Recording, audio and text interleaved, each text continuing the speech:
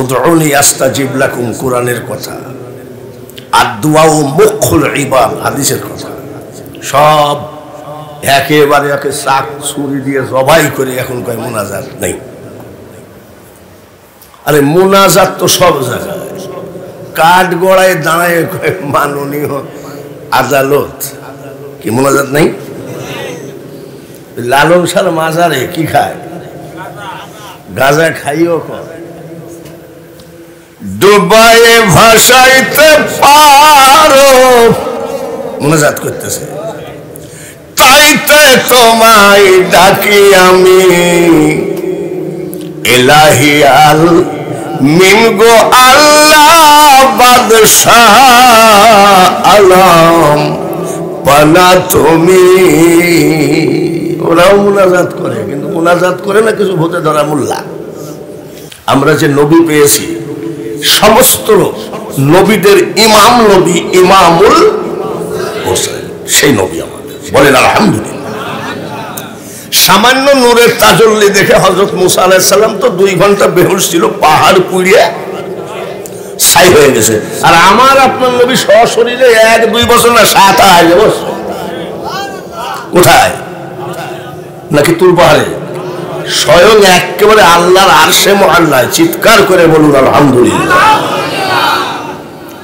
আমরা সেই নবীর উম্মত যে নবী মেরাজে আল্লাহ তাআলা যখন ডেকেছিলেন, জিবরাইল বলছে, জিবরাইলকে ডেকে বলেছে, ফেরেশতা আমার হাবিবের আগমন উপলক্ষে জাহান্নামের আগুন বন্ধ করে দাও, জান্নাতকে সাজাও। সেই নবীর উম্মত আমরা, বলুন আলহামদুলিল্লাহ। পৃথিবীর ভিতরে শ্রেষ্ঠ একটা কিতাব আল্লাহ আমাকে দান করেছেন, আমাদেরকে দান করেছেন, নাম কি? জোরে কোন মারহাবা। আচ্ছা বলেন তো,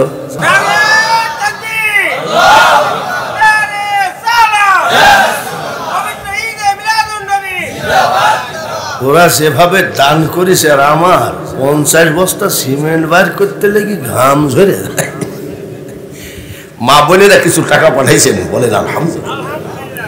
টাকা মা বোনেদের টাকা, নারায়ে তাকবীর। মা বোনেরা বলেন জিন্দাবাদ, জোরে বলেন জিন্দাবাদ। মা বোনেদের টাকা কিন্তু একেবারে কম না, কিন্তু এর মধ্যে বিদেশি মেশিন নিয়ে খুঁজলেও বড় লোট নাই। আসেন কি আসেনি? একটা 500 টাকার লোট আছে, ওরা পাবে করে, জোরে বলেন ঠিক কিনা? ওই আমাদের কাছ থেকে যা বাজার ঘাট করে বাঁচে সেইটা নিয়ে এসে ওরা আবার মাহফিলে দান করে। ওই দেখেন লিস্ট আসতেছে, দাঁড়ান না, দেখেন। নারায়ে তাকবীর।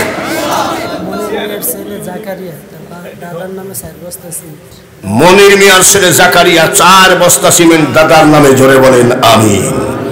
এর ভিতরে আছে ডিম বেচা টাকা, রাখেন রাখেন, মুরগি পোষা টাকা, ছাগল পোষা টাকা আছে না?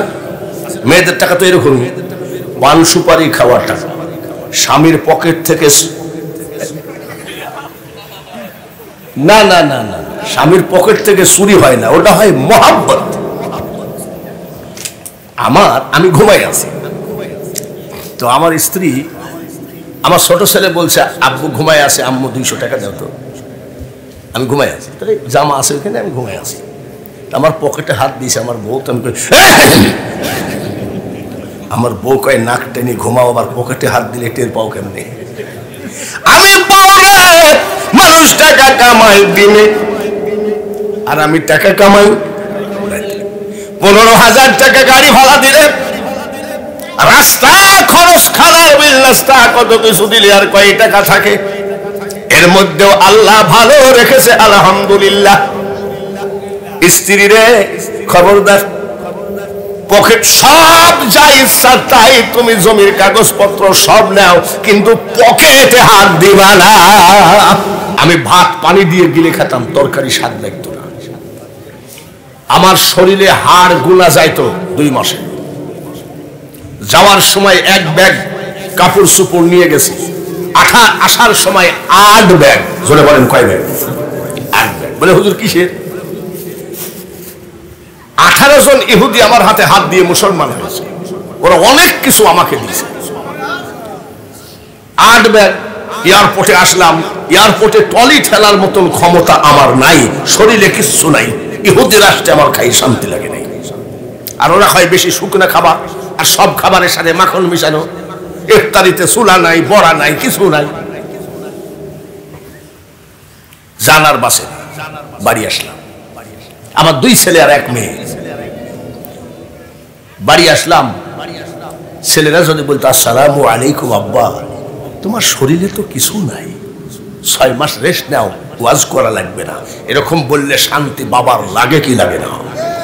ছেলে ওসি, ছেলে ডিসি, ছেলে এসপি, বাবা লাঙ্গল চষে আসতেছে, জমিনের ক্ষেতের কাজ করে আসতেছে।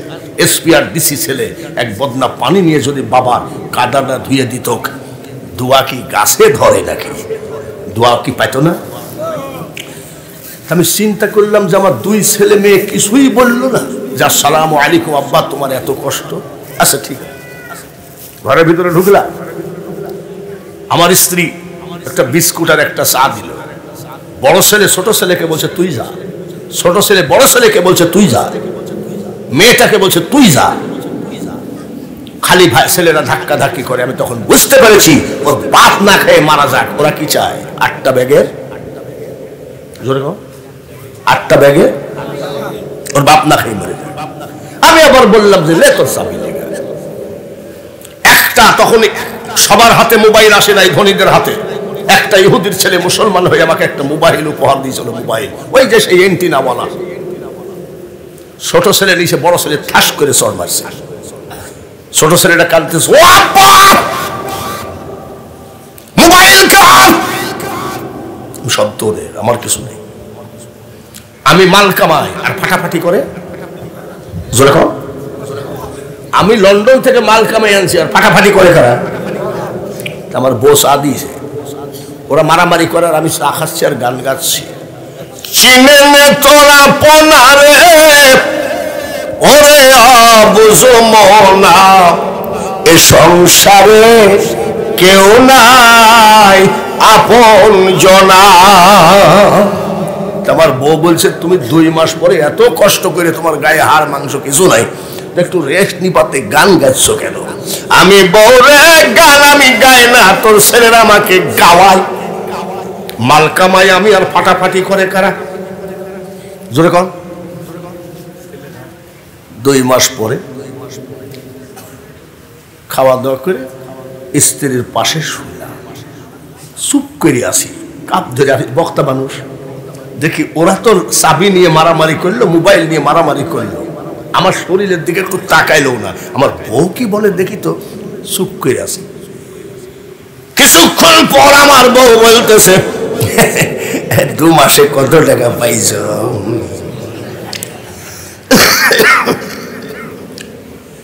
ওরা চাবি নিয়ে মারামারি করে, আমার বউ কি বলছে 2 মাসে। সিনেলে তোরা পোনারে ওরে বুঝো মনা, এ সংসারে কেউ নাই আপন জনা। আমার বউ বলছে আইসি খালি ওই গানই গাইছো, কি ব্যাপার? মানে আমার তার কেটে গেছে। কুষ্টিয়া থেকে 68 কিলো দূরে আমার বাড়ি। ড্রাইভারকে বললাম গাড়ি স্টার্ট দিয়ে বাড়ি যাব। মা আমার জীবিত আছেন, রাস্তার ধারে বাড়ি। যেই গাড়িটা রেখেছি, ওরে সেলিম দান করে দে, দান করে দে যত পারিস। বৃদ্ধা মা আমার দৌড়ে আসতেছে, মা তুমি দৌড়ে আসতেছো, পড়ে যাবা। চোখের পানি শাড়ির আঁচল দিয়ে মুছে আয় আব্বা আয়। বাড়ির ভিতরে নিয়ে মা বসালেন। ডাক দিয়ে বলছি মা তোমার শরীরে হাড় পাইখান ছাড়া কিছু নাই, তুমি এরকম হয়ে গেছো কেন? আমার মা কান্দে আর কয়ে বলে বেচারা, কতজন আমাকে বলেছে লাদেন বলে তোমার ছেলেকে ধরে জেলখানায় ঢুকাবে, জেএমবি বলে জেলখানায় ঢুকাবে, আসতে পারবে না। বেটারা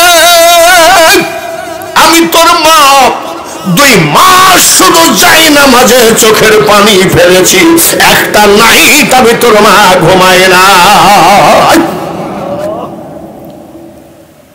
বউ বলল কত টাকা পেয়েছ? ব্যাগ নিয়ে ছেলেরা মারামারি করে, আর আমার বৃদ্ধ মা কান্দে। 500 টাকার একটা নোট দিয়ে বলছি, মা তুমি পান সুপারি খাইও। মা বলছে, তোরা দেশ বিদেশ থাকিস, গমে পোকা পড়ে গেছে, চালে পোকা পড়ে গেছে, আমি আর একলাই খাবো কত? তোরা খালি দেশ বিদেশ থাকিস, তোদের দরকার হলে নিয়ে যা। আমি বহু টাকা পাইছি। একটা টাকা ভাঙ্গালে তখন 95 টাকা হয়েছে। 500 টাকা রাখো মা, তোমার বরকতি হাতে। মা ডাকে দিয়ে বলে, আসমানের দিকে তাকায় বলে, 500 টাকা পকেটের মধ্যে দিয়ে বলে, আল্লাহ আমি বাঙালি হুজুরের মা, দেখার জন্য আমার সন্তান ওই ইহুদি রাষ্ট্রে রাতের পর রাত চিল্লাইছে। আমি তার মা চোখের পানি ফেলে বলি, আমার বেটা যেন জীবনে পকেট খালি না হয়। এত লোক দান করেছে, সেলিম 10 বস্তা দান করেছে। কেন চোখের পানি আসলো? বলে উনি মার জন্য বাবার জন্য দিয়েছে। এটা গ্রামের নাম কি? মনের কান্দি মানুষের। ভালো রেখে মনে রেখো, তোমরা যে টাকা দিয়ে নিয়ে এসেছো, বাঙালি হুজুর এত ছোট বক্তা নয়। কিন্তু শুধু হাজী সাহেব যখন শুনেছি জালালি সাহেবের মুরিদ, সঙ্গে সঙ্গে আমি বলেছি আমি যাব। আর এই লোকটা কত বড় ভাগ্য ভালো, আমিরুল ইসলাম জালালি আল্লাহওয়ালা, তাতে কোনো সন্দেহ নাই। ওর বিছানায় আমি বাঙালি হুজুর রে 2 ঘন্টা রেস্ট নিলাম। বাবারে শুধু এতিমদের খেদমত করার জন্য আলেম ঘরে ঢুকেছে। হযরত ওমরের ছেলে জিজ্ঞাসা করছে, কাঁদছো কেন? বলে, বাপ আমি কাঁদছি কি জন্য শোন, কবর তো আমাকে ছাড়বে না। হযরত ওমর জান্নাতি না জাহান্নামী? আর সে জান্নাতের লোক কি বলছে, কবর তো আমাকে ছাড়বে না। কেন? বলে, আমি যে আমার নবীকে জবাই করতে গেছিলাম, আর এই যে লেখা আছে ফামাইয়া আমার মিসকলা যাব। তাহলে তো আব্বা কবরের ব্যাপারে কিছু করা যাবে না। যদি এমন তেমন হয়তো 2 সাইডে বাঁধারও নাই করা যায়, কিন্তু কবরের ব্যাপারে আমার দ্বারাই সম্ভব না। বলে, সম্ভব। বলি কি? আমি একটা চিঠি দিচ্ছি, উম্মুল মুমিনিন মা আয়েশা সিদ্দিকার হাতে দিবা। লিখতেছে, মা ওমর খলিফা রাষ্ট্রপতি, পিস্তল ধরলেই তো হয়ে যায়। আয়েশা সিদ্দিকার বুকের পরে পিস্তল ধরলেই তো সব লিখে দেয়। আর লিখতেছে কি, মা আমার সালাম নেবেন, আশা করি মহান আল্লাহ তাআলার ইচ্ছায় ভালো আছেন। আমি ওমর বলছি, আমিরুল মুমিনিন লেখে নাই, রাষ্ট্রপতি লেখে নাই। আমি ওমর বলছি, মাগো আমি মহা বিপদে আছি। তার কারণ মাগো আমি এমন কিছু অপরাধ করা আছে, কবর যেখানে দিক না কেন কবরে আমার আযাব হবে। কিন্তু মাগো আমি ভেবে দেখলাম, আপনার স্বামীর কবর, আপনার বাবার কবর আছে নাকি হাজী সাহেবরা? মদিনা শরীফে নবীজির রওজার পাশের কবরটা কার? তারপরেরটা হযরত ওমর। মা আপনার বাবার পাশে একটা কবরের জায়গা ফাঁক আছে গো, আপনি যদি এই কবরের জায়গাটা আমাকে দিয়ে দিতেন, কিয়ামত পর্যন্ত নির্ভয়ে শুয়ে থাকতাম। আমার নবীর কারণে আমি ওমরকে ফেরেশতা আযাব দিত না। দেখবেন অনেকে গোরস্থান করে, বলে যে এইখানে আমার মার কবর, এটা আমার বাবার কবর, এই জায়গায় আমাকে মাটি দিস, এরকম বলে না? ওই কবরের জায়গাটা ছিল হযরত আয়েশা সিদ্দিকা, আমার আব্বা, আমার স্বামী, আমার আব্বা, তারপরে আমি আয়েশা সিদ্দিকা ওখানে ঘুমাবো। ওই জায়গাটায় ওমর চেয়ে পাঠিয়েছে। ইতি ওমর চিঠিটা দিয়ে ছেলেকে ডাক দিয়ে বলছে, আয়েশা সিদ্দিকা আমাদের উম্মুল মুমিনিনের কাছে দিবা, খবরদার যেন বেয়াদবি ভাষা না হয়। সালাম দিবা, সালাম দেওয়ার পরে যদি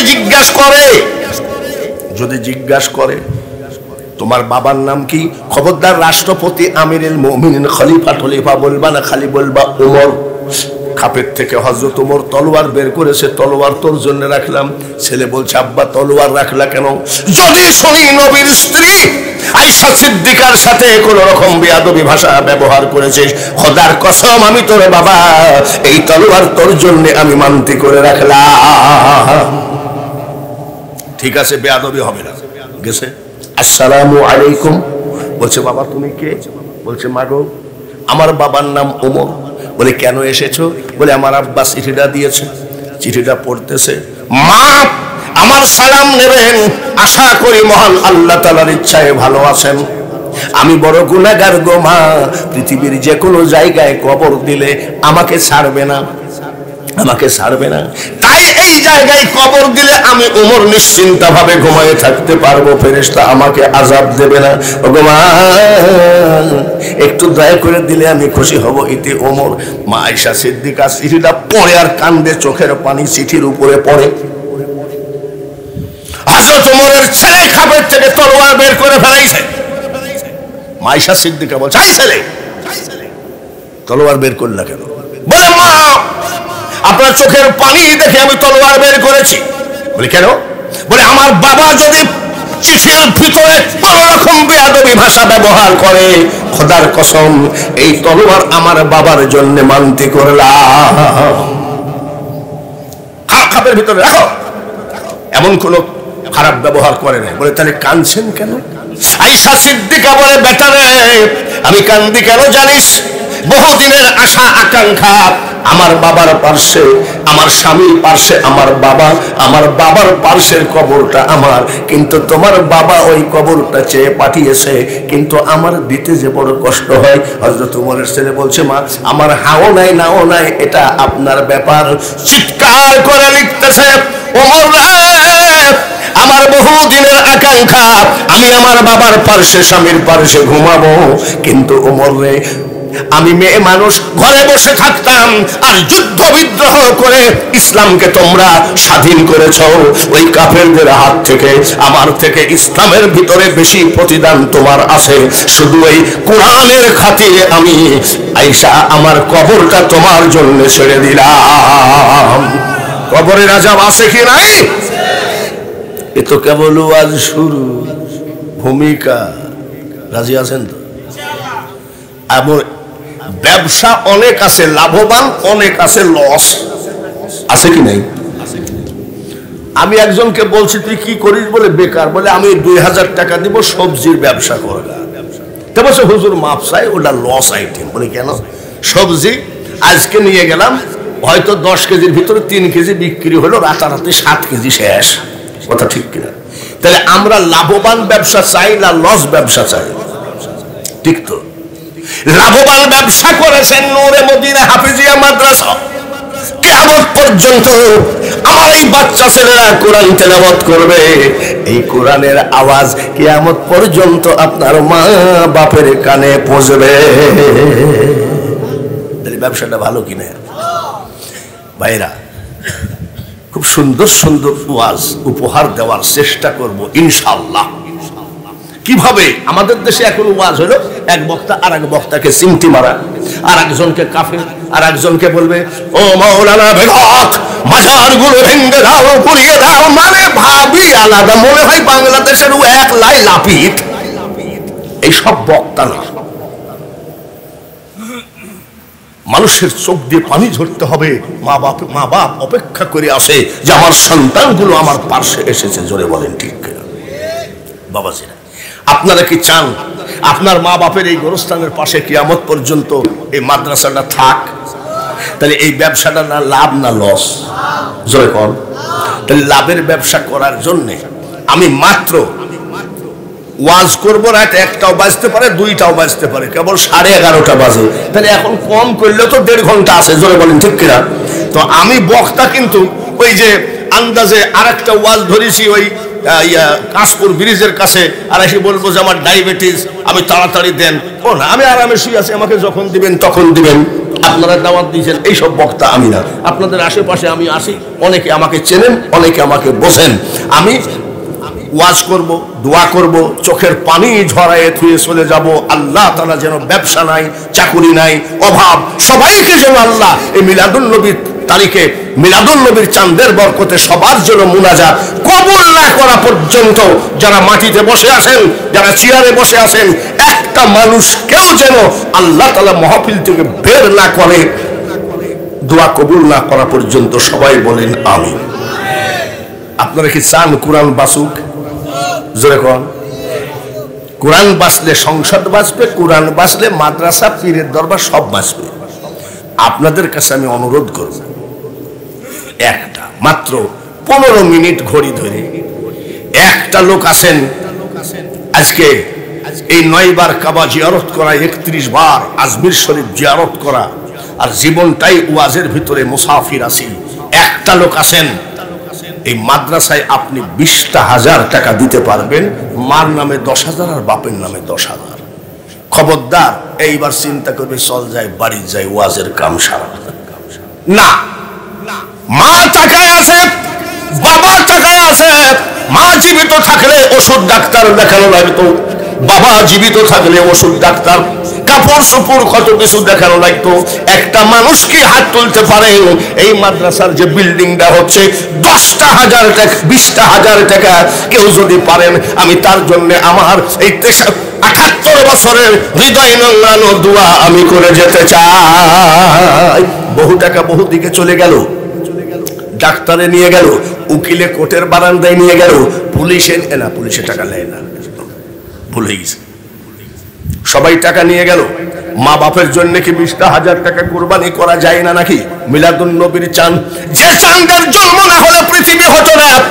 এ ভাই, একটা মানুষ হাত দেখান যে হুজুর, সবাই তো কাফন পচে গেল আর হাড্ডি পচে গেল, কবরে শুয়ে আছে। আমার মা বাবার জন্য, আমার জন্য আমি 20,000 টাকা কুরবানি দিলাম। একটা মানুষ কি আছেন যে আপনি 1 মাস টাইম নেন, আপনি 2 মাস টাইম নেন, আপনার ছেলে বিদেশে থাকে, আপনার ছেলে ব্যবসা করে, আপনার ছেলে চাকরি করে, ওই সন্তানকে বলবেন সন্তান রে জীবনে হাফেজ হতে পারলাম না, কোরআন পড়তে পারলাম না, ওই নূরে মদিনা হাফিজিয়া মাদ্রাসায় আমি 20,000 টাকা দিয়েছি, এই টাকা দিয়ে কি আসেন একখানা জান্নাত কিনে নিয়ে আপনি চলে যান। বলুন তো হাতখানা কেউ উঠাবেন নাকি যে হুজুর ইনশাল্লাহ আমি গরিব মানুষ, আচ্ছা আমি 20,000 টাকা দেব, 2 মাস পরে দেন, 1 মাস পরে দেন। এই এতিমগুলোর মাথার উপরে যখন ছাদ দিয়ে দিবেন, কিয়ামতের মাঠে আউয়াল আখির জাহের বাতেন, কবর হাসর মিজান পুলসিরাতের রাস্তা পরিষ্কার হয়ে যাবে। একটা লোক হাত বাড়ান টাকার মহাব্বতে নয়, একটা লোক হাত বাড়ান কোরআনের মহাব্বতে। দেখি আজকে কোন দানবীর আছে নাকি হযরত উসমান গনির মতো, দানবীর আছে নাকি হযরত ওমরের মতো? একটা লোক কি হবে রে বাবা এই মাটিতে হাত তোলার মতো? কাম সারিয়েছে, চিন্তা করছে যে আগে যদি জানতাম যে হুজুর হাত তুলিছেন। আপনার নাম কি? কি নাম? এদিকে আসেন তো দেখি, হাতখানে একটু হাত মিলায় যে যাক।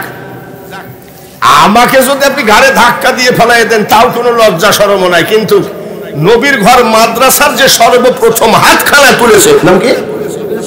কবির হোসেন। 20,000 টাকা। লোকটা কি গরিব হয়ে যাবে? লোকটা কি দেউলিয়া হয়ে যাবে?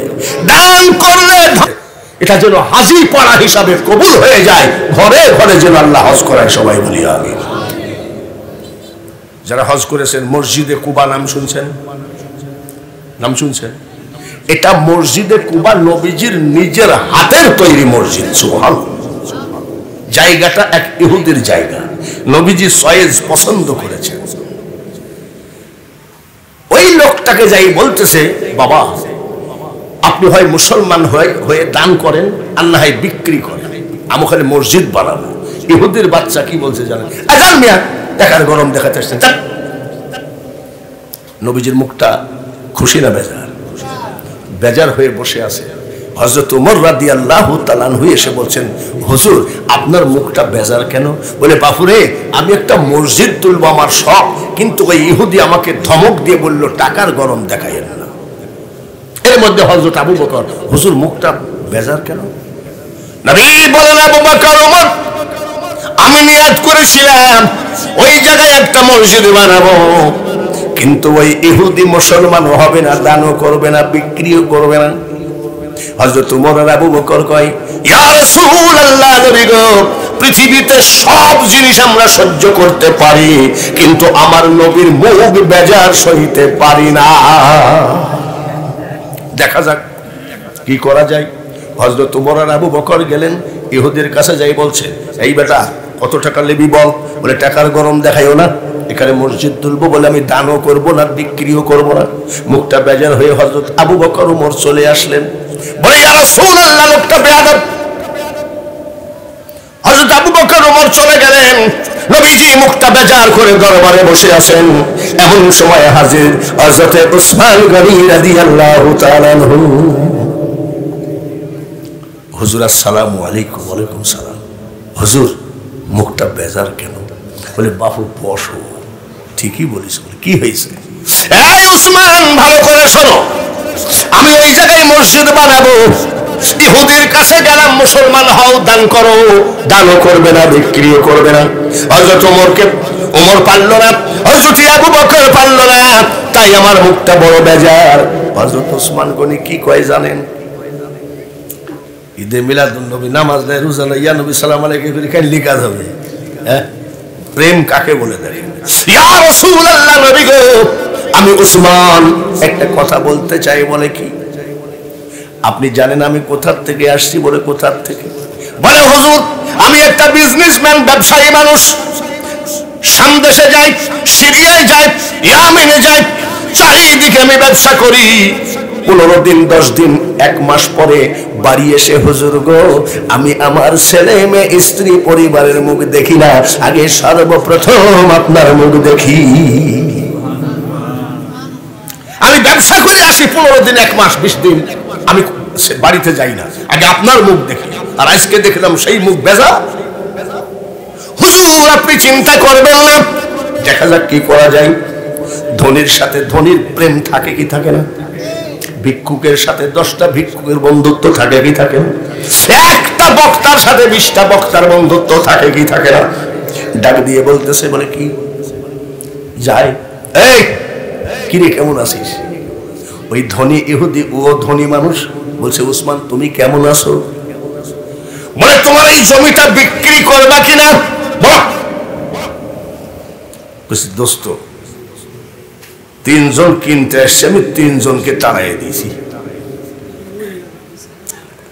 3 জনকে তাড়াই দিয়েছি, তো আমি জমিটা তোমার অপেক্ষা রাখছি। ওদের চেহারা যা, তাতে খুব একটা দাম দিবে না।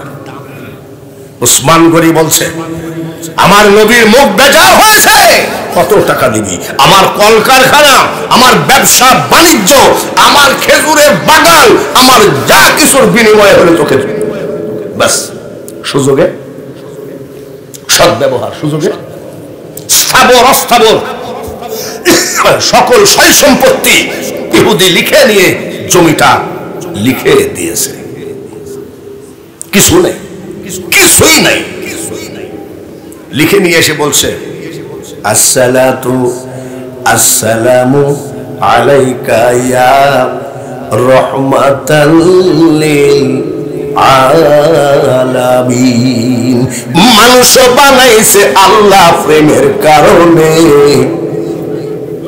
প্রেমের ডোরি বান্ধ নবীজির রোশনে। হুজুর এই নেন জমিন, সুবহানাল্লাহ বলেন, আর জোরে বলেন মারহাবা। এর নাম আশিক রাসূল। এই নেন, তাই পাইলা কিনে নিলাম। কত টাকার বিনিময়ে? হুজুর আমার স্থাবর অস্থাবর সকল সয় সম্পত্তি, ব্যবসা, কল কারখানা সব দিয়ে জমি নিয়ে এসেছি। তুমি কি পাগল নাকি? জমির কি এত দাম নাকি? বলে হুজুর গো, আরো যদি আমার কিছু থাকতো, তার বিনিময়ে হলেও আমার দয়ার নবীর মুখে হাসি আমি উসমান গনি ফুটাতাম। তাই বলে কি এইভাবে জমি কিনে সব শেষ? বলে আমার পকেটের টাকা নাও, নগদও দিয়ে দিয়েছি। নবী খুশি না বেজার? মুনাজাত করতেছে মাহমুদ, খুশিতে নবীজি চোখের পানি ঝরছে যে এইরকম প্রেম হয়। মাহমুদ আমি তোমার হাবিব, আমি উসমান গনির জন্য হাত বাড়ালাম। তার সে জীবনটা জিরো করে এই মসজিদের জমিটা আমাকে কিনে দিয়েছে। উসমান গনির সমস্ত ধন দৌলত তুমি কবুল করো। কান্দতেছে, কান্দে কান্দে। সামনে একটা খেজুর গাছ। নবী আবেগের মধ্যে কি বলছে জানেন? এ মদিনার খেজুর গাছ, আমি আখেরি পয়গম্বর বলছি, কিয়ামতের মাঠে তুই আমার উসমানের জন্য সাক্ষী হয়ে দাঁড়ায় থাকিস। এত খুশি হয়ে গেছে, ইহুদি পিছনে এসে কয় আমি, সুবহানাল্লাহ। আর একবার কোন আমি, ইহুদি কোন জায়গায়? পিছনে। ও কয় আমি।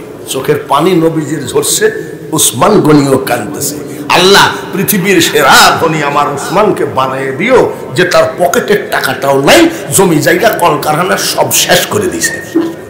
কাঁদতেছে। উসমান গনির জীবনে টাকার অভাব দিও না, লা ইলাহা ইল্লাল্লাহু মুহাম্মাদুর রাসূলুল্লাহ। ইহুদিও মোনাজাত শেষ করছে। ইহুদি উসমান গনিকে ডেকে বলছে, শোনো উসমান, এই লোকটা কে?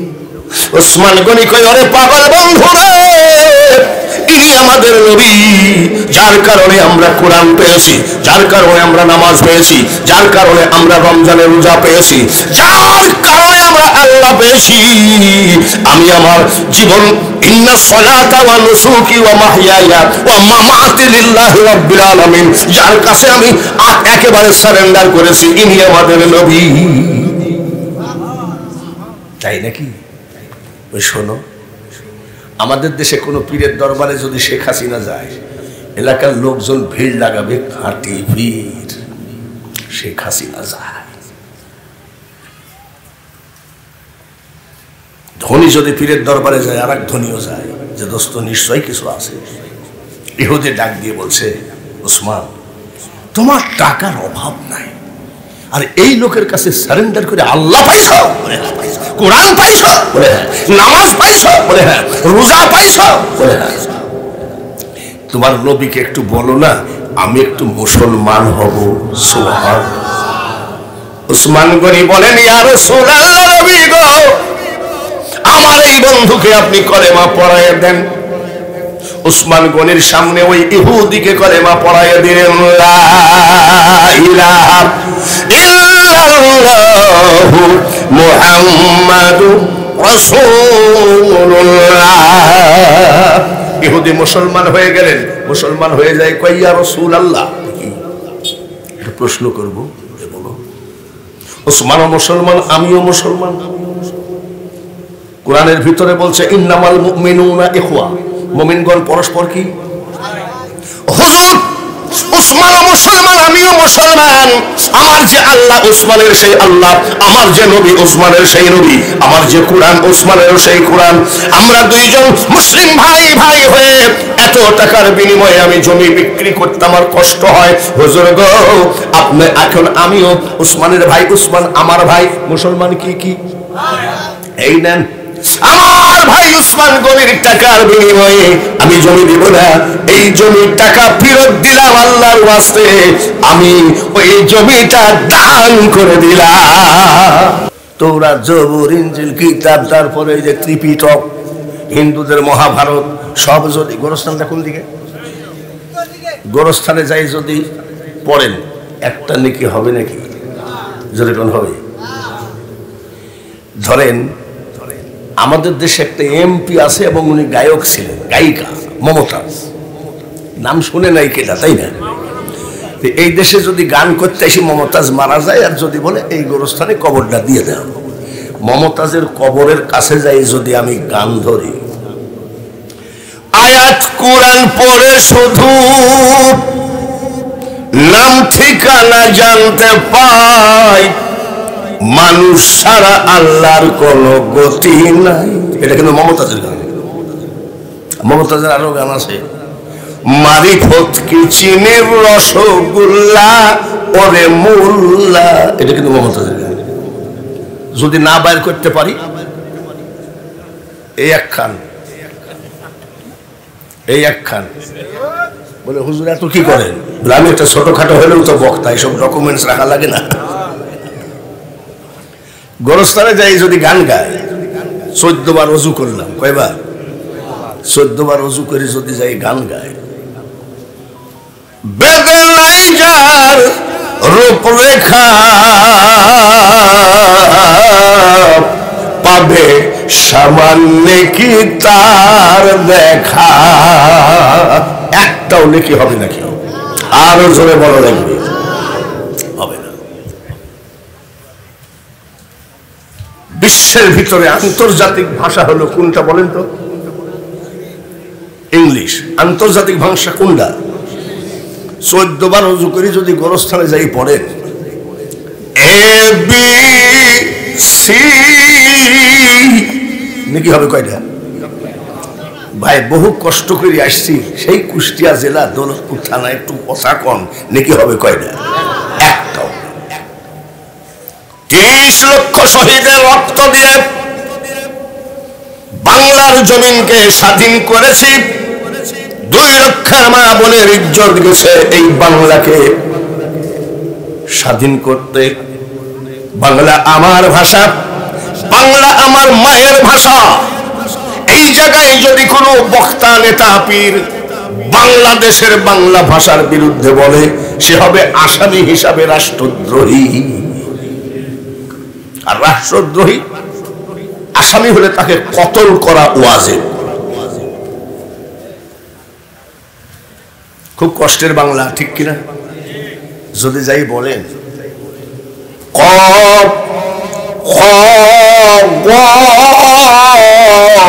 নাকি হবে কটা?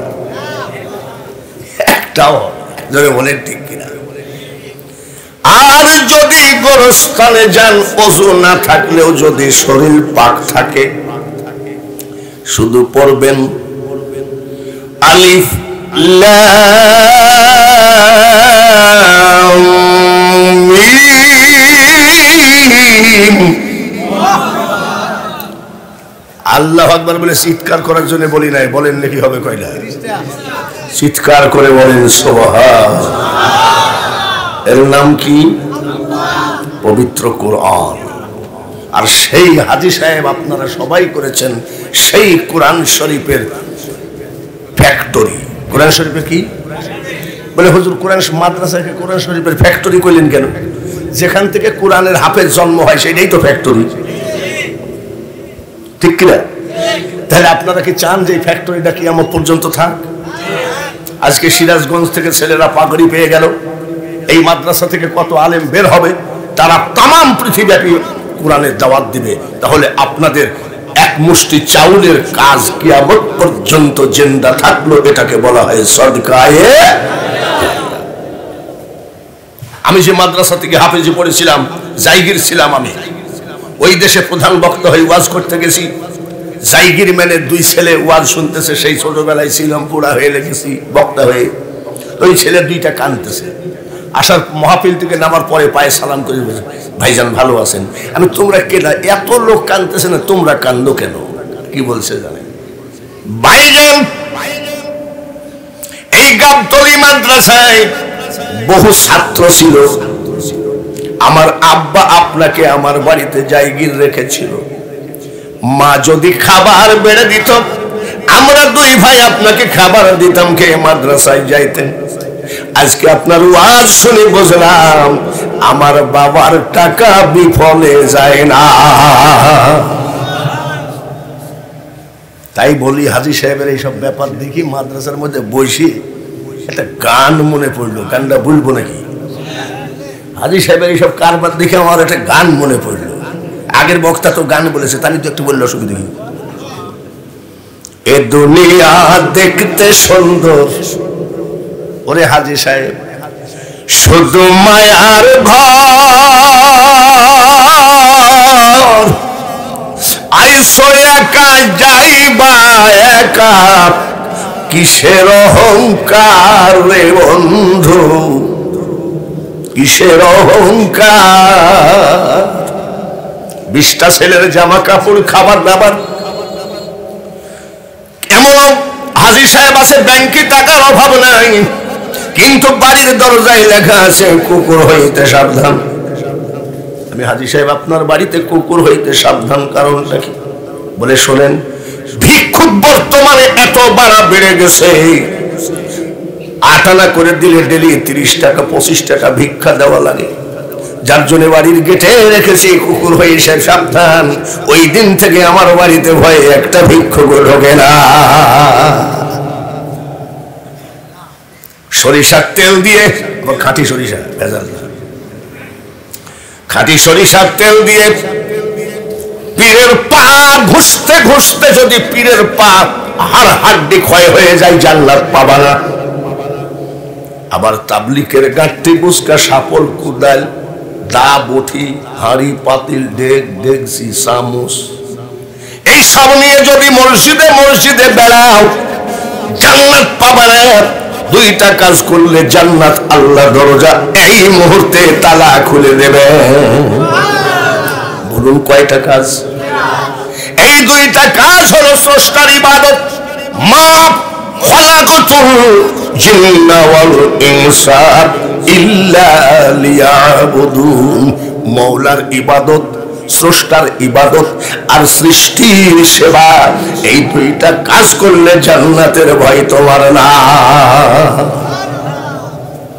হাজী সাহেব সৃষ্টির খেদমত করছে, আল্লাহ তার জন্য জান্নাত ওয়াজিব করে দিয়েছেন। সুবহানাল্লাহ। আমি দোয়া করে যাই মুসাফির হালে এই মাদ্রাসা যেন কিয়ামত পর্যন্ত আরো বড় হয়ে যায়। সুবহানাল্লাহ। মাদ্রাসার দরকার আছে কি নাই? জয় করা আছে না? আলেম হওয়ার দরকার আছে কি নাই? আলেম যদি জন্ম না হয় তাই তো লাভই হইল না। তো আমরাও তো এক সময়, এখন তো মাদ্রাসা চকচকা ছেলে পেলে মাদ্রাসায় পড়তে দেয়, চকচকা ঝকঝকা।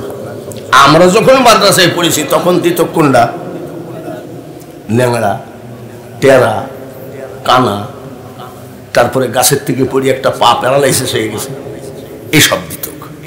তা আমি তো আর ধরেন প্যারালাইসিস না, আমাকে মাদ্রাসায় পড়তে দিলেন আব্বা। এক পারা মুখস্থ করে বাড়ি আসলাম, আমার আব্বাকে বলিছে ছেলেটার জীবন ধ্বংস করে দিলা। বলে কেন? ওর জীবনে বউ ভাত দিতে পারবে না, যার নাই কোনো গতি সে করে ইমামতি। আমার বাপকে সব বুঝাইছে শয়তানের দল। জিন্দগিতে সাইকেল কিনতে পারবে না, মোটর সাইকেল তো দূরের কথা, সাইকেল যদি কিনে তাও মাঠগার্ড কিনবে না। মাঠগার্ড মানে বুঝেন তো, কাদা ঠেকাই নিয়ে। আমার আব্বার মনটা খারাপ। আমি বাড়ি আসলাম তো আমাকে বলছে এই টুপি খুল। আব্বা টুপি খুলবো কেন? বলে কাল থেকে স্কুলে যাবো। কোন মৌলবী ঠিক মতন বউ ভাত দিতে পারে না। তাহলে বাপ কোন মৌলবীর বউ কি না খেয়ে মরে গেছে নাকি? কিন্তু বাবা মানুষের কথা শুনে যে আমার ছেলেকে মাদ্রাসায় পড়তে দিব না, কিন্তু আমার মা ছিল মাদ্রাসার পক্ষে। আমার মা কোলের ভিতরে জড়ায় ধরে বলেছিলেন, কামাই খাওয়ার আশা করি না রে বেটা, তুই মরিলে মাটি দিবি আর মরণকালে আল্লাহ তাআলার কুরআন পড়ে শোনাবি। আলেম হয়ে গেলাম বন্ধুরে। আলেম হওয়ার পরে এই হাজি দেখলেই মনটা কান্ত। মাবুদ গো, আমার মতন বেয়াদবকে তুমি এত বড় বক্তা বানিয়ে দিলা, কিন্তু মদিনায় নাও না কেন? এই মদিনা আপনাদের যাতে মনে চাই নাকি? চাইনি। আগে মাইকে হাল খাতা বিয়ের বাড়িতে সারা রাত মাইকে গান গাইতো। এই এখনকার গান না, এখনকার গান কি বলতে পারো তুমি বন্ধু, এই জন্যই তারা সর্বনাশ। আমি ভুলি নাই মরণকালে একবার যেন তোমার দেখা পাই আমার সোনা বন্ধুরে। এসব হারাম গান ছিল না। এখানে আমার বয়সী অনেক আছে, মাইকে গান গাইত আব্দুল আলিমের গান। মন ভমরা মজলি না তুই রসুল নামের রসে, এসব গান হতো না। আবার গান কি হতো? আমার নামের দুটি বাতি দিও সে রওজায়, মনে বড় আশা ছিল যাব মদিনায়। এই গানটা শুনে মনটা কান্ত। আল্লাহ তুমি মদিনায় নাও। আল্লাহ তাআলা চোখের পানি কবুল করলেন, 9 বার নিলেন। আপনাদের দুয়ার বরকতে বাবা কোন 2 নম্বরই 6 নম্বরই কথা বলার বয়স আমার আর নাই। সিটারি কথা বলে, ভণ্ডামি কথা বলে ইউটিউবে দিয়ে ভাইরাল হওয়ার বয়স আমার নাই। 31 বার আমি আজমির শরীফ জিয়ারত করেছি। মাত্র 1 মাসও হয় নাই আজমির জিয়ারত করে আসলাম। 3.5 বছর আমি আজমির শরীফে মুয়াজ্জিনের চাকরি করেছি। এই জন্য বলছি, আমি কিছু পারি বা না পারি, দোয়া তো করতে পারবো। আর আল্লাহ তাআলা মুসাফিরের দোয়া কোনোদিন ফেরত দেয় না। বন্ধুগণ, মাদ্রাসার দিকে খেয়াল রাখবেন কিনা বলেন। মাদ্রাসার বিপক্ষে কারা আছেন? হাত তোলেন। একটাও না। মাদ্রাসার পক্ষে কারা আছেন? হাত তোলেন। নারায়ে তাকবীর, নারায়ে রিসালাত, আল কোরআনের আলো, কোরআন হাদিসের আলো। আল্লাহ তাআলা যেন এই হাতগুলো সব জান্নাতি হাত করে দেন। মিলাদুন নবীর চাঁদে হাত তুলেছেন, সবাই বলেন এখন এত টাকা যে আল্লাহ কামায়, তো বউ তো দূরের কথা, বোর 14 গোষ্ঠী খাইলেও টাকা শেষ হয় না। এটা কিসের? কোরআনের বরকত। জোরে বলেন কিসের? 78 বছর বয়সে কি এরকম গলা হওয়া থাকার কথা নাকি? মিলাদুন নবীর দিনে 7.5 ঘন্টা ওয়াজ করেছি, 3টি প্রোগ্রাম। বলছে হুজুর আপনার এত টাকার লোক, এই লোকটা একজন আশেকে রাসূল আলেম, এই লোকটা একজন হাফেজ, এই লোকটা একজন মুফতি, আমার সফর সঙ্গী। সে ভালোভাবে জানে বাংলার জমিনে পয়সার নবী বাঙালি হুজুর নয়। হাজী সাহেবকে জিজ্ঞাসা করবেন, আমার ড্রাইভারকে জিজ্ঞাসা করেন, 17,000 টাকা দিয়ে না 15,000 টাকা দিয়ে গাড়ি রিজার্ভ করেছি, দিবেন কয় টাকা? তাই বলে কি আমার রাস্তা খরচও কিছু নাই নাকি? কয় টাকা থেকে না, আমি এইভাবে দেশ বিদেশ আমি দিনের দাওয়াত দিয়ে বেড়াচ্ছি যে খালি আমরা জান্নাতের ফতোয়া দিয়ে বেরো, আমারও তো একটু জান্নাত দরকার আছে নাকি? আল্লাহ তাআলা কবুল করুন, সবাই বলি আমিন।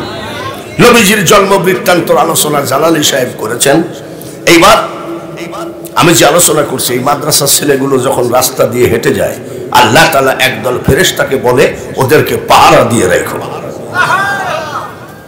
ওদের যেন কোনো রকম আঘাত না লাগে। সুবহানাল্লাহ। এই মাদ্রাসার ছাত্ররা যদি আপনার বাড়ির দরজায় কোনো কালেকশনের জন্য যায়, কিসের জন্য? মাদ্রাসার ছেলেরা যদি কোনোদিন কালেকশনের জন্য যায়, আমাদের দেশে কিছু বেয়াদব লোক আছে, আলেম পছন্দ করে না, মাদ্রাসা পছন্দ করে না, তারা বাড়ির ভিতরে আসে, বাচ্চা ছেলেকে বলে দেয় বল বাপ বাড়ি নাই। ছোট ছেলে এসে বলছে হুজুর আপনারা চলে যান, বাপ বললো বাপ বাড়ি নেই। কি বললো? বাপ বললো বাপ বাড়ি নেই।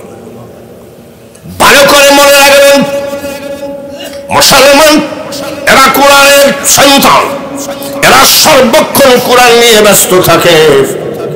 আপনি মিথ্যা কথা বলাতে এই মাদ্রাসার ছেলে যদি মুখটা বেজার করে চলে যায়, আল্লাহর রহমত আপনার বাড়ি থেকে এই মাদ্রাসার ছেলেদের সঙ্গে বের হয়ে যায়। ইঞ্জিনিয়ারের বাপের কথা শোনেন, ডক্টর ডাক্তার ব্যারিস্টারের বাপের কথা শোনেন, কিয়ামতের মাঠে এই ছেলেদের যারা কোরআনে হাফেজ আমলি, তাদের মা বাপের মাথায় নূরের টুপি পরানো হবে। শুধু তাই নয়, 50,000 রাস্তা নূরে নূরান্বিত হয়ে যাবে, আলোকিত হয়ে যাবে। কিয়ামতের মানুষ জিজ্ঞাসা করবে আল্লাহ এদের ব্যাপারটা কি? আমার আল্লাহ তাআলা বলবেন ওদের সিনার ভিতরে আমি আল্লাহর কথাগুলো ঢুকায় রেখেছিল, যার জন্য ওদের মা বাবার মাথায় আমি নূরের তাজল্লি লাগাই দিয়েছি। ডাক্তারি পড়তে পড়তে যদি মারা যায়, কিয়ামতের মাঠে ডাক্তার হয়ে উঠবে নাকি? কিয়ামতের মাঠে ডাক্তার দরকার আছে নাকি? সবার একই রোগ, ইয়া নফসি। কিয়ামতের মাঠে রোগ কয়টা? কি বলবে? ইয়া নফসি সবাই। আর আমার নবী কি বলবে?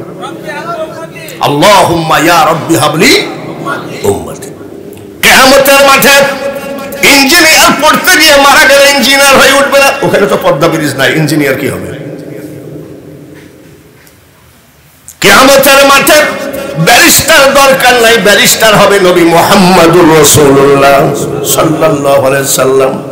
ভাইরা আমার, ওই জায়গাতে কোনো কিছু দরকার নাই। আজকে যে ছেলেদের হাতে কোরআন শরীফ দিলাম, এই ছেলেরা যদি বিসমিল্লাহির রহমানির রহিম আলিফ লাম মিম যালিকাল কিতাবু লা রাইবা ফি, এতটুক পরে যদি তারা মারা যায়, আমার আল্লাহ বলেন কিয়ামতের মাঠে কোরআনে হাফেজ বানায় তার মার করে সন্তানকে আমি পৌঁছায় দিতে চাই। সব দিকেই লাভ, মরে গেলেও লাভ, বেঁচে থাকলেও লাভ, ঠিক না? এই সেই মাদ্রাসা, কোরআনের প্রোডাকশনটা জারি কারখানা, কোরআনকে জিন্দা রাখার কারখানার নাম কি? মাদ্রাসা। মার মুখে লাথি মেরেছে, বাবাকে মেরে ফেলাইছে, সন্ত্রাস করেছে, বোমা হামলা করেছে, বাস ডাকাতি করেছে, পেপার পত্রিকায় প্রতিদিন পাই, কিন্তু কোন মাদ্রাসার ছেলের নাম কিন্তু ওই জায়গায় উঠতে দেখি না, ঠিক কিনা? এই সেই পবিত্র কোরআন শরীফ পড়াও তো একটা ব্যাপার। সহি পদ্মা ব্রিজ উদ্বোধন করলো, পদ্মা ব্রিজ উদ্বোধনের জন্য এক হুজুর, প্যান্ট শার্ট পরে এক হুজুর কোরআন শরীফ পড়লো, বলছে খালাকাল ইনসানা মিন সালসালিন ফাকাল ফাক্কার ওয়া খালাকাল জান্না মিন মারিজিম মিন নার। মনে মনে বললাম, বাবাজি তোমার উস্তাদের সাথে আমার একটু দেখা করা দরকার ছিল, কে তোমাকে এই কোরআন পড়া শিখাইছে? এই মাদ্রাসায় না পড়া পর্যন্ত কোরআন সহি হবে নাকি? ৭৮ বছর বয়স, বয়স তো শেষ। কোরআন শরীফটা কিভাবে পড়তে হতো শুনে।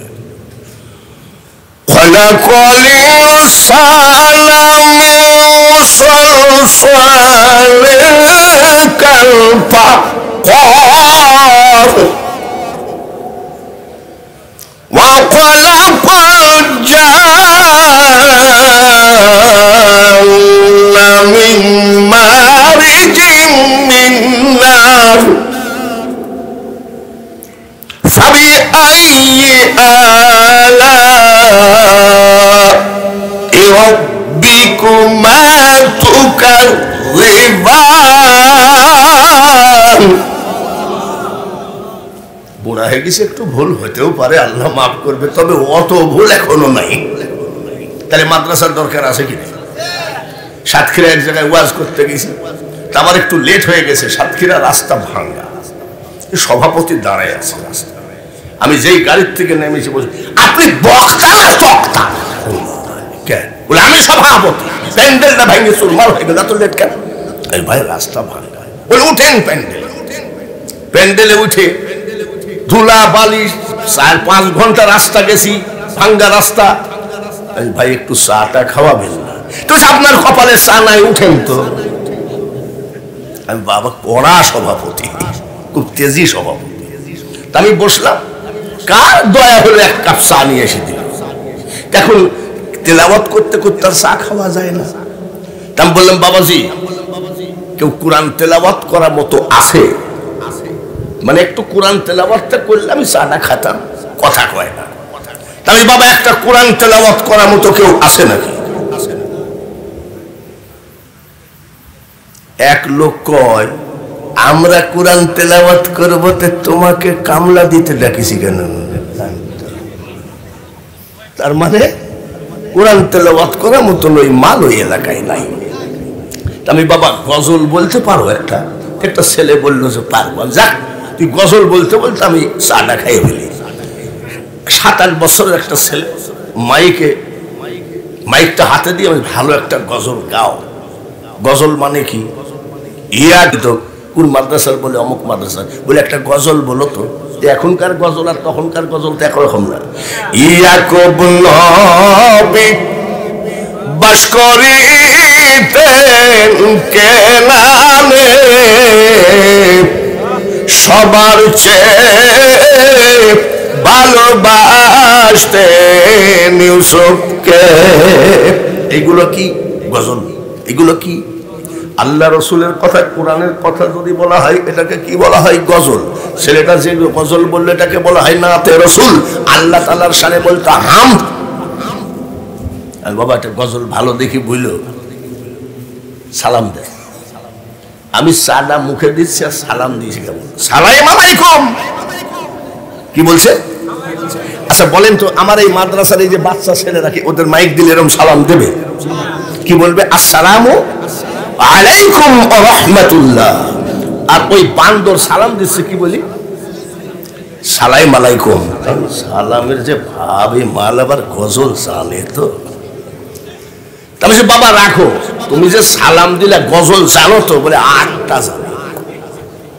আমি সালামের যে চেহারাতে গজল শিখলো করতে, তুমি কিভাবে শিখলা? বলে রেডিওর থেকে শিখেছি। রেডিও তো গজল হয় না নাকি? রমজানের রোজার শেষে আছে না, রেডিওতে আছে না? ওই নামে আমি পিপাসা, ওই নাম হয় কাউসার পেয়ালা। মুহাম্মদ মোর নয়ন মনি, মুহাম্মদ মোর জপমালা। রেডিওতে গান গজল গায় না। আমি বলছি যে ভালো গজলটা ধরিস বাবা, কিন্তু তোর যে সালামের ডিজাইন তাতে আমার খুব সন্দেহ আছে তুই গজল জানিস বলি। ওই এলাকার এক মেম্বার বলছে ও আপনার থেকে বড় হুজুর। আমি আলহামদুলিল্লাহ, সালামে তোর মনে হয় না, তাই বল। আমি কেবল বিসমিল্লাহ বলি, সাদা মুখে দিছি আর হাতা গুছাইয়ে কয় চাইলাম যারে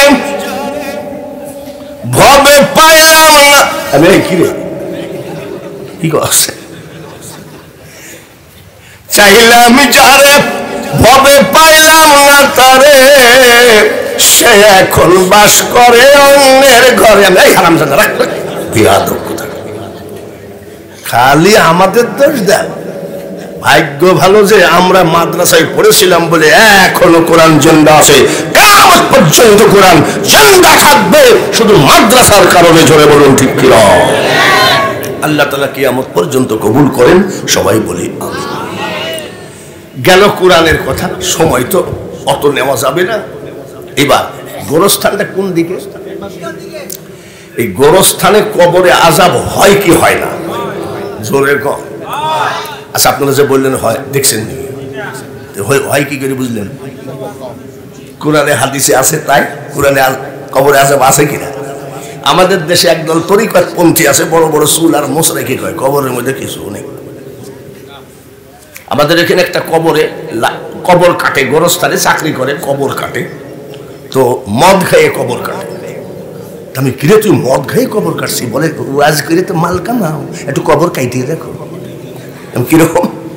তা বলছে যখন লাশ কবর কাটতে কাটতে যখন অন্য লাশ কল্লা টল্লা বাইর হয়ে যায়, তখন মদ না খাইলে নিজেকে সাইজে রাখা যায় না। আল্লাহ মাফ করো। বেয়াদব বলছে হুজুর এসব ওয়াজ করবেন না, তার কারণ 22 বছর কবর কাটি গো, কোন কবরের ভিতরে একটা কয়লা পর্যন্ত আমি পাই না। কবরে আগুন নাই, আমি তো পাকা শয়তান দেখছি। আপনারা কি বলেন কবরে আযাব আছে কি না? আসেনি? আচ্ছা একটু লেট হলে আপনাদের কি সমস্যা হবে? আমি কিন্তু বিশ্বাস করেন ওয়াজ শুরুও করিনি, কেবল ভূমিকা চলছে। রাজি আছেন তো? আমি যত বেলা ওয়াজ করব তত বেলা থাকবেন তো? ওয়াদা দিলেন? ওয়াদা দিলেন? কারা কারা থাকবেন না হাত দেখান। হাসে আজকে হাত তুলে যাবে নাকি? ও আপনাদের ভয় নাই, আমার সভাপতি হাত তুলে ফেলেছে, তারপর হাত তুলে যাবে। আমি বলেছি কারা কারা থাকবেন না হাত তোলেন। ভুল তো মানুষেরই হয়, জোরে বলেন ঠিক। হযরত ঈসা আলাইহিস সালাম মা মরিয়মের ছেলে, খোদাই কুদরতিতে পয়দা, তিনি একজন নবী ছিলেন, এতে কোনো ওনার বাবা ছিল? জোরে কম। কিসে হলো? খোদাই কুদরতিতে। ও বিশাল আলোচনা করতে গেলে ফজর হয়ে যাবে। হযরত ঈসা আলাইহিস সালামকে এলাকার লোকজন বলছে তুমি কি নবী? বলে হ্যাঁ। অরিজিনাল না ভণ্ড? আমি কই কি অরিজিনাল? বলছে তোমাকে পরীক্ষা করবো আজ। বলে কি পরীক্ষা করবা? আমাদের কবর থেকে একটা লাশ তুলে দিতে হবে, লাশ জেন্দা তুলে দিতে হবে। পারবা? যদি না পারো তাহলে তুমি ভণ্ড নবী, আর যদি না পারো তাহলে তোমারও খবর আছে। লাশ উঠানো নামানোর ক্ষমতা কার? আর একবার ঈসা নবী যাই নামাজে বসে বলছেন, মাবুদ মাবুদ, নবী করে পাঠাইছ, এলাকার মানুষের দাবি গোরস্থান থেকে লাশ যদি না তুলে দিতে পারি তাহলে আমার খবর আছে। তুমি কি চাও আমাকে মানুষ মারুক? কি করবো এখন? আমার আল্লাহ বলে, ঈসা তুমি চিন্তা করো না, কান্নাকাটি করো না, ওদেরকে সাথে করে গোরস্থানে যাও, একটা কবরের উপরে আঙ্গুল দিয়ে বলো কুম বিইজনিল্লাহ, আমি আল্লাহ ওয়াদা দিলাম ওই লাশটাকে আমি উঠাইয়ে দিতে চাই। এবার ঈসা নবীর সাহস আছে কি নাই? এলাকার লোকজনকে বলছে, কবরের লাশ দেখতে চাইস নাকি? বলে চল চল, সব গেছে। দুই একখান লাঠিও নিয়েছে সাথে, যদি লাশ না উঠে তাহলে তোকে এখানে কবরে তুই আসবো। ঈসা নবী বলছে চল, গেছে। একটা কবরের উপরে আঙ্গুল দিয়ে বলছে কুম বিইজনিল্লাহ, উঠাবে কে? আল্লাহ তাআলা ওয়াদা দিয়েছেন কি দেন নাই? সঙ্গে সঙ্গে কবর থেকে লাশ উঠে বলছে আসসালামু আলাইকুম চাচা, আসসালামু আলাইকুম। দুইবার সালাম দিল, একবার কয় আসসালামু আলাইকুম চাচা, আর এবার কয় আসসালামু। ঈসা নবী ডাক দিয়ে বলে, বাবাজি তুমি আমাকে চাচা বলার কারণ কি? ওই লাশ কবর থেকে উঠে বলছে, হুজুর আমি নূহ নবীর ছেলে, আমার নাম শাম। প্রথম সালাম দিলাম আমার বাবার সালাম, সুবহানাল্লাহ বলেন। দ্বিতীয় সালাম আমার দিলাম। আমার আব্বা বলতেন, ছেলেরা মৃত্যুর পরে ঈসা নবীর সাথে তোর দেখা হবে। আমি তোর বাবা নূহ নবীর সালামটা ঈসা নবীকে পৌঁছায় দিস। কবরের আযাবটা কিরম বুঝতেছ? কিছু গল্প করো, লোক শুনুক। নূহ নবীর ছেলে কয়, হুজুর ঈসা নবী গো, কবরের আযাবের কথা কি আর বলবো। আজরাইল যখন আমার বুকের উপরে একটা চাপ মারলো, ওই চাপে পার তালু থেকে মাথার চান্দি পর্যন্ত ঘেমে গেল। এত বছর কবরে শুয়ে আছি, ওই ঘাম এখনো গা থেকে মুছে না। যেদিন তোমার ডাক পড়িবে ওই কবর মাঝে শুইতে, আর জোগাড় কিছু করছো বন্ধু তার মাঝে বিছাইতে, এমন আযাব দিবে রে ভাই ওই কবরের ওই মাটিতে, আর গলা ফেটে পড়বে রক্ত চিৎকারের ছোটেতে। খটখট করে জবাব দিবেন, হযরত ওমর জান্নাতি না জাহান্নামী? জোরে কও। ঈদ মানে কি? ঈদ মানে ঈদ মানে খুশি, মানে এমন খুশি আমাদের দেশের ছেলেরা এখন বর্তমানে খুশির ঠালে নাচতে নাচতে আমাদের প্যান্টও খুলে ফেলে। ঈদের দিনে সব গান বাদ্য বাজনা হবে। আবার এক নাতি যাচ্ছে বাজারে, কই যাস? বলে জাঙ্গিয়া কিনতে যায়। কেন? বলে একটু রাত্রে নাচানাচি হবে, ঈদ মানে তো আনন্দ। বাইচান্স যদি লুঙ্গি খুলে পড়ে যায়, যার জন্য জাঙ্গি কিনতে যাচ্ছে। এই হলো আমাদের বর্তমান পরিবেশ। হযরত ঈদ মানে আসলেই তো খুশি, ঠিক কিনা? আমিরুল মুমিনিন খলিফাতুল মুসলিমিন হযরত ওমর রাদিয়াল্লাহু তাআলা আনহু ঈদের নামাজ পড়ে এসে কোরআন তেলাওয়াত করতেছেন, জান্নাত দরজা বন্ধ। কোরআন শরীফের ভিতরে পড়তে পড়তে একটা আয়াত পাইছে, ফামাই ইয়ামাল মিসকালা যাররাতিন খায়রান ইয়ারা যাররাতিন শাররান ইয়ারা। জাররা জাররা হিসাব দিয়েই তোমাকে জান্নাতে যেতে হবে। কতটুক জাররা? জাররা কাকে বলা হয়? একটা সরিষাকে 70 টুকরা করলে তাকে জাররা বলা হয়। এতটুকু হিসাব দিতে হবে। আয়াতটা পড়ার সাথে সাথে বলছে সর্বনাশ করিস। আমি যখন মোস্তাদ ছিলাম, সন্ত্রাসী ছিলাম, আবু জাহেলের উস্কানিতে ধারাল তরোয়ার নিয়ে আখেরি পয়গম্বরকে জবাই করতে গিয়েছিলাম। যদি যারা যারা হিসাব দিতে হয় তাহলে এই হিসাবও তো উঠবে। কবর আমাকে ছাড়বে না, হাসর মিজান পুলসিরাত আমাকে ছাড়বে না। এখন কি করি? তাই চিৎকার করে করে কাঁদছে। একেবারে আমাদের মতন বানোয়াট কান্দা নয়, অভিনয় কান্দা নয়। আমাদের বানোয়াট কান্দা কিছু আছে কি নেই? এক বাড়িতে জানাজার জন্য গেছে, অনেকে মানতে করে আন্তর্জাতিক খ্যাতি সম্পন্ন বক্তা বাঙালি হুজুরকে দিয়ে আমার বাবার জানাজা করা, এরকম মানতে করে। তাহলে ওর বাপ 14 গোষ্ঠী বেহেশতে যাবে। বাঙালি হুজুর বেহেশতে যাবে কিনা তাই তো সন্দেহ আছে। দেখি ইমাম সাহেব কাফন টাফন কাটতেছে। মৃত্যুর বাড়িতে বহু ডিজাইনের কান্দা। মা কান্দে একরকম, স্বামী স্ত্রী কান্দে একরকম, ছেলেরা কান্দে একরকম, মেয়েরা কান্দে একরকম। তো দেখি ওই কোনায় খড়ের পালা চিনেন? খড় চিনেন নাকি? গরুতে খাই কি কয়? ওই খড়ের পালার পাশে এক লোক বসে কাঁদতেছে। 45-50 বছর বয়স হবে, চুপচাপ। ও বাপ! 5 মিনিট আর নাই, চোখে হারাম পানি নেই। যখন মৃত্যু বাড়িতে 10-15 জন লোক আসে তখন আবার ও বাপ! জীবনে বহু দেখলাম, আজ আবার কান্নার ডিজাইন আর একটা দেখতেছি। চোখে নাই পানি, কিছুক্ষণ পর পর যখন লোকজন আসে ও বাপ! ইমাম সাহেবকে বলছি কিছু মনে করবেন না, এই কানতেছে খড়ের পালার কাছে এই লোকটাকে না বলে চুপ করেন, এই লোকটা এই এলাকার নাম করা মস্তান, ওই যে মারা গেছে তার বড় ছেলে। তাই নাকি? শোনেন, ওর যা কান্দার ডিজাইন দেখছি, ও বাপকে ভাগ দিয়েছে। তো বলছে আরে আপনি আবার এক পটপট করেন, ও শুনলে আপনাকে মারবে তো।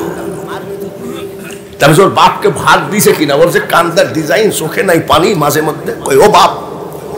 তো ইমাম সাহেব বলে হুজুর কি আর বলবো, মরার 4 দিন আগে সাপল দিয়ে তার বাবার ডান পাটা ভেঙে চুরমার করে দিয়েছে। ওয়া ক্বাদা রাব্বুকা আল্লা তা'বুদু ইল্লা ইয়াহু ওয়া বিল ওয়ালিদাইনি ইহসানা। হযরত ওমর কাঁদতেছেন। হযরত ওমরের ছেলে বলছে দরজা খুলেন। কান্দেন কেন? বলে কান্দি আমার ব্যাপার। বলে কি হয়েছে আমাকে বলতে হবে, আমি দেখে নেব। এরকম অনেক ছেলে পেলে আসে না? হাজী সাহেবকে যদি কেউ অপমান করে, আপনার জামাই কয়টা? 5টা জামাই, 2টা ছেলে। জামাই কি জাতা জোয়ান জামাই নাকি? ওরাও তো বলবে তোর বাড়ি ঘর ভাঙ্গে চুরমার করে দিই। হযরত ওমর বলতে, ওমরের ছেলে বলছে কি জন্য কাঁদছেন বলেন, আমি তাকে দেখে নিব। এই লোকটা যদি কান্দে, ওনার ছেলেরা যদি বলে আব্বা কান্দো কেন, বলে একটা মোটরসাইকেল কিনবো। বলে কান্দো না, 1 মাস টাইম দাও, আমি কিনে দেবো। ভালো ছেলে হলে দিতে পারবে না? যদি কান্দে, আব্বা তুমি কান্দো কেন গো? সন্তানকে বলো আব্বা আমি মার্কেটে 2 লাখ টাকা ঋণের ভয়ে আমি মার্কেটে যাইতে পারি না, এই জন্য আমি ভয়ে কাঁদছি। ছেলে যদি ভালো হয় ডাক দিয়ে বলবে আব্বা কান্দো না গো, 1 মাস টাইম দাও, 2 লাখ টাকা আমি দিয়ে দেব। বাবা যদি কান্দে, বলে আব্বা তুমি কান্দো কেন? বলে সন্তান আমি টাকা জমি জায়গা ধন দৌলতের জন্য কান্দি না, আমি কান্দি কবরের ভয়ে। এমন কোন বাপের বেটা জন্মগ্রহণ করছে নাকি বলতে পারে আব্বা তুমি কান্দো না, কবর আমি দেখে নেব। বলেন ঠিক কিনা? যত বড় হও না রে তুমি রাজা জমিদার, টাকা পয়সা গাড়ি বাড়ি ঘড়ি টেন্ডেস্টা, সেদিন চলবে না কোনো বাহাদুরি। ওয়াজ কিন্তু অনেক লেট হবে, রাজি আছেন তো ইনশাল্লাহ? কেবল কবরের কথা শুরু হয়েছে, এখনো অনেক ওয়াজ আছে। খালি বলেন যে হ্যাঁ ইনশাল্লাহ হুজুর আছি। তার কারণ আমাদের দেশের লোক এখন আর ওয়াজ শুনতে চায় না। আগেই ওয়াজে ঢুকি আগে ঘড়ি দেখে কয়টা পর্যন্ত। ওইসব পাগলামি করে একেবারে মন দিয়ে ধর্ম করো, ইবাদত, জান্নাতের ভয় তোমার আমার নাই। ফাদখুলি ফি ইবাদি ওয়াদখুলি, জোরে বলেন ওয়াদখুলি। আর কিছু হোক না হোক, মা বাপ তো গোরস্থানে শোয়া আছে নাকি? এক ফোঁটা চোখের পানি যদি কোনো সন্তান ঝরাইয়া দিতে পারো, আমার আল্লাহ বলে যাও যাও নূরে মদিনা হাফিজিয়া মাদ্রাসার মাঠে যারে ফেরেশতা। বলে কেন বাবু? ওই জায়গায় মাহফিলের ভিতরে এক পাগল চোখের পানি ঝরায় কাঁদতেছে, পানিটা আটকায় রাখবলে পানি দিয়ে কি হবে? কাল কিয়ামতের মাঠে ওই সন্তানের চোখের পানি দিয়ে আমি আল্লাহ তার জাহান্নামের আগুন নিভাইয়ে দিতে চাই। সবাই বলে না আমিন। জানার বাসে বাড়ি আসলাম, আমার 2 ছেলে আর 1 মেয়ে। বাড়ি আসলাম, ছেলেরা যদি বলতো আসসালামু আলাইকুম আব্বা, তোমার শরীরে তো কিছু নাই, 6 মাস রেস্ট নাও, ওয়াজ করা লাগবে না, এরকম বললে শান্তি বাবার লাগে কি লাগে না? ছেলে ওসি, ছেলে ডিসি, ছেলে এসপি, বাবা লাঙ্গল চষে আসতেছে, জমিনের ক্ষেতের কাজ করে আসতেছে। এসপি আর ডিসি ছেলে এক বদনা পানি নিয়ে যদি বাবার কাদাটা ধুয়ে দিত, দোয়া কি গাছে ধরে নাকি? দোয়া কি পাইতো না? আমি চিন্তা করলাম যে আমার 2 ছেলে মেয়ে কিছুই বললো না, যে আসসালামু আলাইকুম আব্বা তোমার এত কষ্ট। আচ্ছা ঠিক আছে, ঘরের ভিতরে ঢুকলাম, আমার স্ত্রী একটা বিস্কুট আর একটা চা দিল। বড় ছেলে ছোট ছেলেকে বলছে তুই যা, ছোট ছেলে বড় ছেলেকে বলছে তুই যা, মেয়েটাকে বলছে তুই যা। খালি ভাই ছেলেরা ধাক্কা ধাক্কি করে। আমি তখন বুঝতে পেরেছি ওর বাপ না খেয়ে মারা যাক, ওরা কি চায়? 8টা ব্যাগের, জোরে কও, 8টা ব্যাগে ওর বাপ না খেয়ে মরে যায়।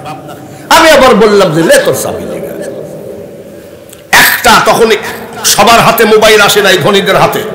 একটা ইহুদির ছেলে মুসলমান হয়ে আমাকে একটা মোবাইল উপহার দিয়েছিল, মোবাইল ওই যে সেই এন্টিনাওয়ালা। ছোট ছেলে নিচে, বড় ছেলে ঠাস করে চড় মারছে। ছোট ছেলেটা কাঁদতেছে, ও আব্বা মোবাইল কার? শব্দ ওদের, আমার কিছু নেই। আমি মাল কামাই আর ফাটাফাটি করে, জোরে কও, আমি লন্ডন থেকে মাল কামাই আনছি আর ফাটাফাটি করে কারা? আমার বস আদিছে, ওরা মারামারি করে আর আমি চা খাচ্ছি আর গান গাচ্ছি। চিনে নে তোরা পনারে ওরে বুঝো মনা, এ সংসারে কেউ নাই আপন জনা। আমার বউ বলছে তুমি 2 মাস পরে এত কষ্ট করে, তোমার গায়ে হাড় মাংস কিছু নাই, একটু রেস্ট নিপাতে গান গাইছো কেন? আমি বউরে গান আমি গাই না, তোর ছেলেরা আমাকে গাওয়ায়। মাল কামাই আমি আর ফাটাফাটি করে কারা? জোরে কন। 2 মাস পরে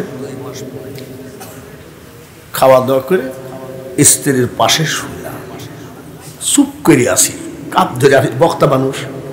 দেখি ওরা তো চাবি নিয়ে মারামারি করলো, মোবাইল নিয়ে মারামারি করলো, আমার শরীরের দিকে একটু তাকাইলো না। আমার বউ কি বলে দেখি তো, চুপ করে আসি। কিছুক্ষণ পর আমার বউ বলতেছে 2 মাসে কত টাকা পাইছ?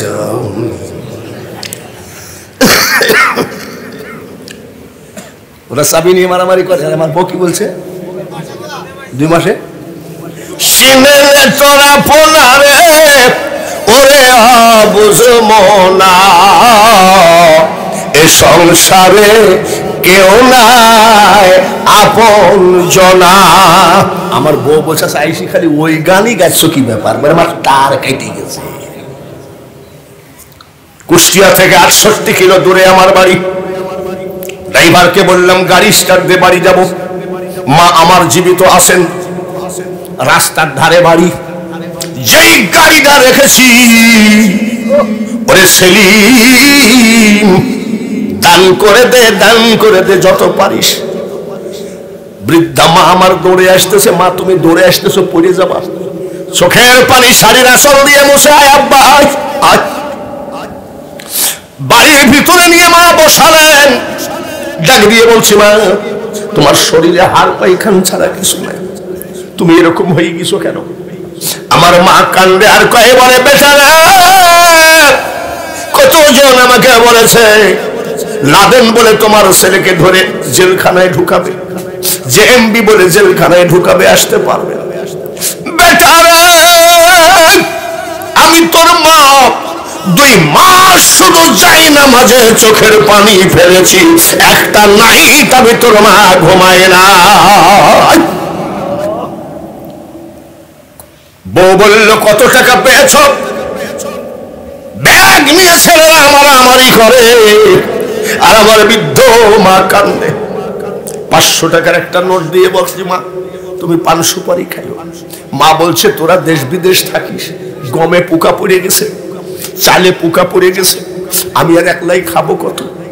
তোরা খালি দেশ বিদেশ থাকিস, তোদের দরকার হলে নিয়ে যা। আমি বহু টাকা পাইছি। একটা টাকা ভাঙ্গালে তখন 95 টাকা হয়েছে। 500 টাকা রাখো মা, তোমার বরকতি হাতে। মা ডাক দিয়ে বলে, আসমানের দিকে তাকায় বলে, 500 টাকা পকেটের মধ্যে দিয়ে বলে, আল্লাহ আমি বাঙালি হুজুরের মা, দেখার জন্য আমার সন্তান ওই ইহুদি রাষ্ট্রে রাতের পর রাত চিল্লাইছে। আমি তার মা চোখের পানি ফেলে বলি, আমার বেটা যেন জীবনে পকেট খালি না হয়। এত লোক দান করেছে, সেলিম 10 বস্তা দান করেছে। কেন চোখের পানি আসলো? বলে উনি মার জন্য বাবার জন্য দিয়েছে। এটা গ্রামের নাম কি? মনের কান্দি মানুষের। ভালো রেখে মনে রেখো, তোমরা যে টাকা দিয়ে নিয়ে এসেছো, বাঙালি হুজুর এত ছোট বক্তা নয়, কিন্তু শুধু হাজী সাহেব যখন শুনেছি জালালি সাহেবের মুরিদ, সঙ্গে সঙ্গে আমি বলেছি আমি যাব। আর এই লোকটা কত বড় ভাগ্য ভালো, আমিরুল ইসলাম জালালি আল্লাহওয়ালা, তাতে কোনো সন্দেহ নাই। ওর বিছানায় আমি বাঙালি হুজুর রে 2 ঘন্টা রেস্ট নিলাম। বাবারে শুধু এতিমদের খেদমত করার জন্য আলেম ঘরে ঢুকেছে।